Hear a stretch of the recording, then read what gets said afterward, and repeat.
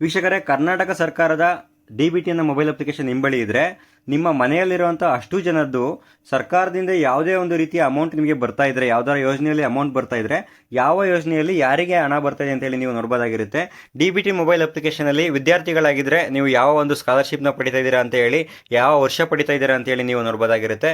ಅದೇ ರೀತಿ ನೀವು ಮನೆಯ ಯಜಮಾನಿ ಆಗಿದ್ರೆ ಸರ್ಕಾರದಿಂದ ಇತ್ತೀಚೆಗೆ ಸಾಕಷ್ಟು ಗ್ಯಾರಂಟಿ ಯೋಜನೆಗಳು ಬಂದಿದ್ದಾವೆ. ಆ ಯೋಜನೆಗಳಲ್ಲಿ ಯಾವ ಒಂದು ಯೋಜನೆಯಲ್ಲಿ ನಿಮಗೆ ಹಣ ಬರ್ತಾ ಇದೆ ಅಂತ ಹೇಳಿ ಕೂಡ ನೀವು ನೋಡಬಹುದಾಗಿರುತ್ತೆ. ಗೃಹಲಕ್ಷ್ಮಿ ಇರ್ಬೋದು, ಅನ್ನಭಾಗ್ಯ ಯೋಜನೆ ಇರ್ಬೋದು, ಆ ಒಂದು ಯೋಜನೆ ಹಣ ಕೂಡ ನೀವು ಚೆಕ್ ಮಾಡಬಹುದಾಗಿರುತ್ತೆ.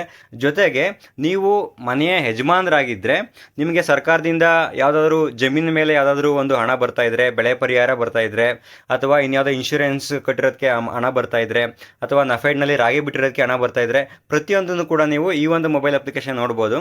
DBT ಅನ್ನೋ ಒಂದು ಮೊಬೈಲ್ ಅಪ್ಲಿಕೇಶನಲ್ಲಿ ಮನೆಯವರ ಎಲ್ಲ ಡೀಟೇಲ್ಸ್ನ ನೀವು ಚೆಕ್ ಮಾಡಬಹುದಾಗಿರುತ್ತೆ.